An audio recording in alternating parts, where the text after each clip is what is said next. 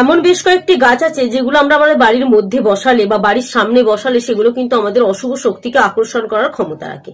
আমাদের সংসারে আমরা কেউ চাই না যে দারিদ্রতা থাকুক, অর্থ কষ্ট থাকুক, শুভ প্রভাব ছাড়া অশুভ প্রভাব আমাদের সংসারের মধ্যে পড়ুক, নেতিবাচক প্রভাব, ভূত পেতের ছায়া যদি আমরা আমাদের বাড়িতে না চাই তাহলে অবশ্যই কিন্তু বেশ কয়েকটি গাছ আছে আপনি আপনার বাড়িতে বসাবেন না।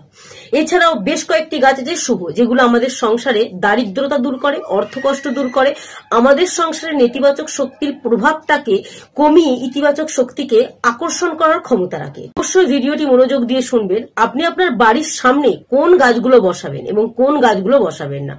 ভগবান শ্রীকৃষ্ণ নিজে বলেছিলেন যে পিপল গাছ যদি আপনি কোনো জলাশয়ের পাশে বসাতে পারেন আর সেই পিপল গাছের পাতা যদি সেই জলাশয়ের মধ্যে পড়ে তাহলে কিন্তু সেটি পিতৃপুরুষদের দোষ থেকে অর্থাৎ পাপ থেকে মুক্তি করবে।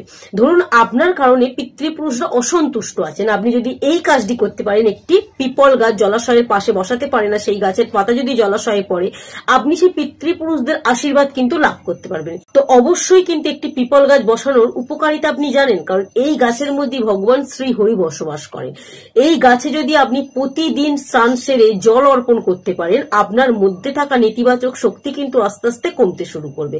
এছাড়াও প্রতিদিন যে ব্যক্তি পিপল গাছকে একবার হলেও স্পর্শ করে সেই ব্যক্তির মধ্যে যত পাপই থাকুক না কেন সেই পাপ কিন্তু আস্তে আস্তে কমতে শুরু করে। প্রতিদিন পিপল গাছে 3 বার যদি প্রদক্ষিণ করতে পারেন, প্রতিদিন পিপল গাছকে 3 বার করে যদি প্রদক্ষিণ করতে পারেন, আপনার মধ্যে থাকা বা আপনার সংসারের মধ্যে থাকা নানা রকম দারিদ্রতা, অর্থ কষ্ট কিন্তু আস্তে আস্তে দূর হতে থাকবে। তবে যে ব্যক্তি পিপল গাছের ডাল কাটে সে কিন্তু নরক যন্ত্রণা ভোগ করে, আর যে ব্যক্তি মূল থেকে একদম পিপল গাছ কেটে ফেলে সে কিন্তু কখনোই নরক যন্ত্রণার হাত থেকে রেহাই পায় না।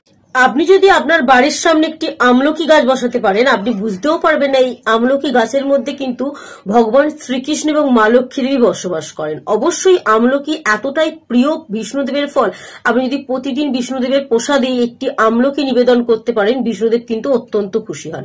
অবশ্যই আপনি আপনার স্নানের জলে যদি আমলকির রস মিশিয়ে স্নান করতে পারেন, আপনার সংসারের মধ্যে থাকা দারিদ্রতা কিন্তু দূর হয়।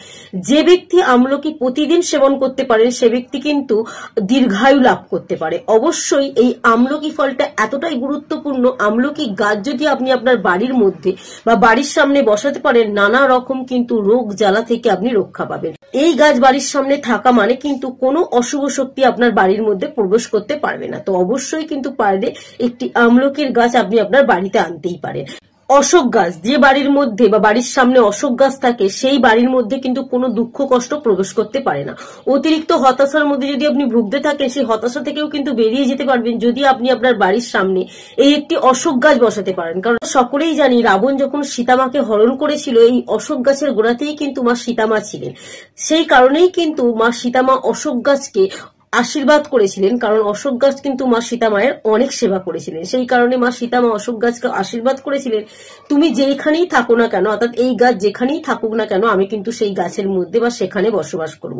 তো অবশ্যই কিন্তু আপনি যদি মনে করে থাকেন আপনার সংসারে সুখ শান্তি আপনি লাভ করতে চান, তো অবশ্যই কিন্তু আপনার বাড়ির সামনে একটি অশোক গাছ লাগাতে ভুলবেন না। আপনি যদি আপনার বাড়ির সামনে একটি পাকুর গাছ লাগাতে পারেন তাহলে হাজার যজ্ঞের ফল যে আপনি লাভ করতে পারতেন সেই পাকুর গাছ বসানোর ফলে কিন্তু সেই যজ্ঞের ফল আপনি লাভ করতে পারবেন, কারণ কলিযুগে কিন্তু যজ্ঞ আর হয় না। তো অবশ্যই কিন্তু আপনি যদি এই গাছটি একটি বাড়ির সামনে রাখতে পারেন তাহলে কিন্তু আপনার জীবনে নানা রকম শুভ প্রভাব কিন্তু আপনিই ডেকে আনতে পারবেন। নিম গাছ, নিম গাছের মধ্যে কিন্তু মা লক্ষ্মী দেবী বসবাস করেন, কারণ হচ্ছে নিম গাছের পাতা নাকি মা লক্ষ্মী দেবীর খুব পছন্দের। আর নিম গাছ যেই বাড়ির সামনে থাকে সেই বাড়ির মধ্যে কিন্তু রোগ ভোগ থাকেই না। তো অবশ্যই কিন্তু একটি নিম গাছ আপনি আপনার বাড়ির সামনে বসাতে ভুলবেন না।